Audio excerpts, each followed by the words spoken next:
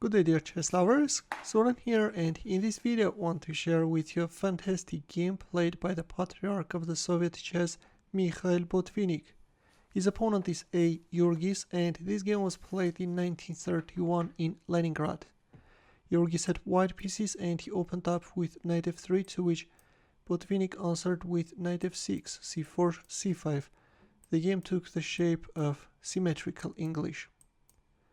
Bishop g2, d5, c takes, knight takes, white castles, e6, after which white is now preparing the fianchetto of the queenside bishop, which will put a useful pressure on black's kingside.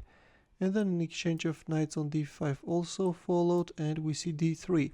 Well, playing queen b1 followed by rook d1 and going for d4 is a more active try. And this is something which later Larsen started to play. For example, this idea has been seen in a game between Larsen and Polukaevsky played in 1967. But in the game we see a slightly passive try starting with d3. Rook goes on c8, rook a e1. According to Botvinnik, playing knight d2 and offering an exchange of light squared bishops is better.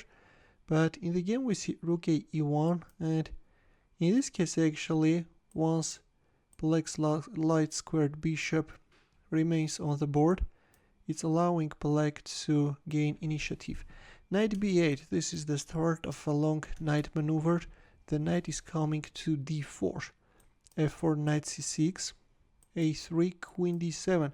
According to Botvinnik, at this point there was no need to lose a tempo, and he suggests to go for knight d4 straight away.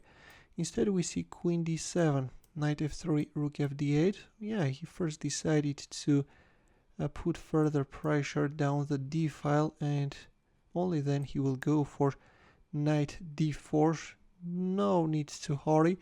Well, in here Botvinnik suggests first a5 and then bishop a6, but according to Stockfish, bishop a6 is also very strong.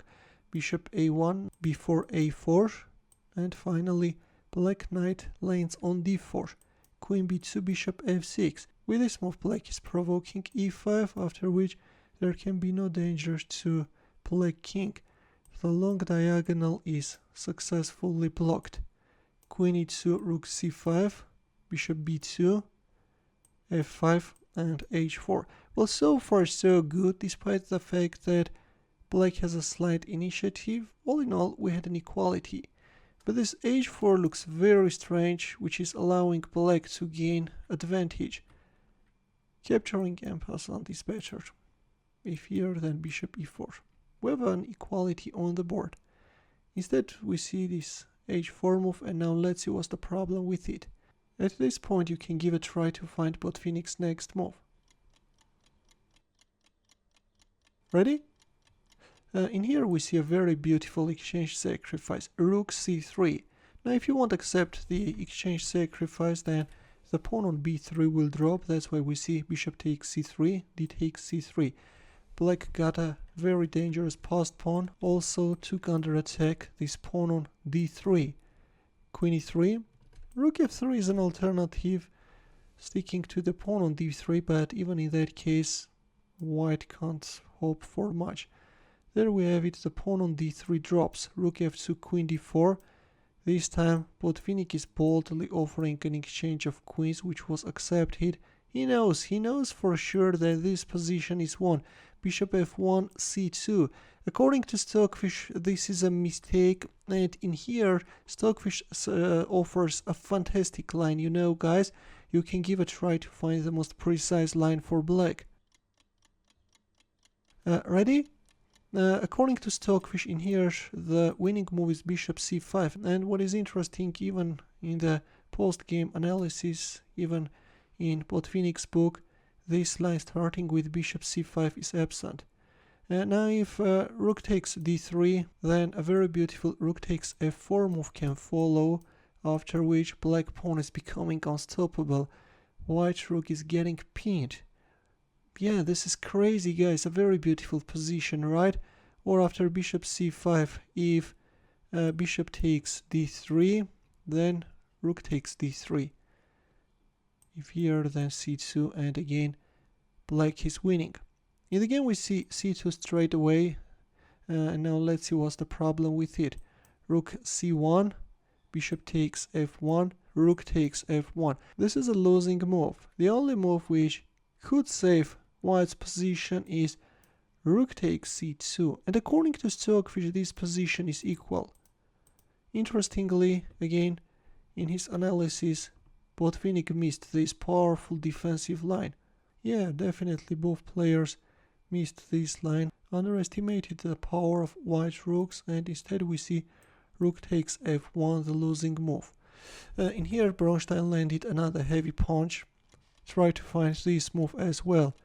Yeah, quite possibly Mr. Yurgis missed that move. He thought that after rook f1 can win. The move is rook c4. How do you like this beauty, guys?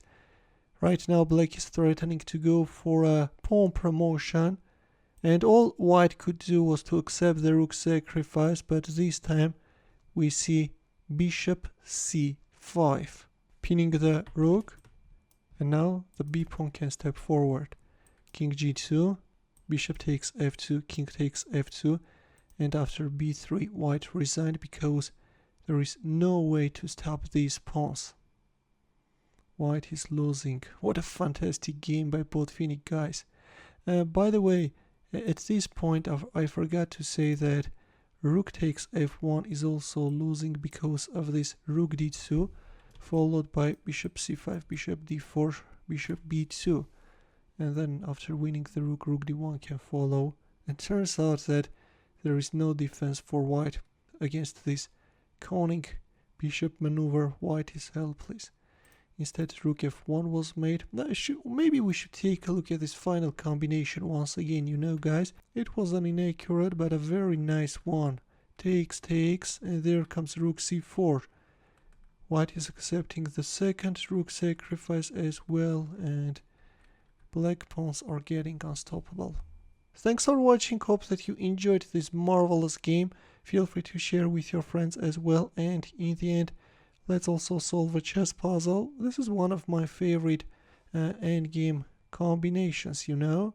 The task is to win with the black pieces. Many of you might know this position, and if not, you will be proud of yourself if you can win with the black pieces.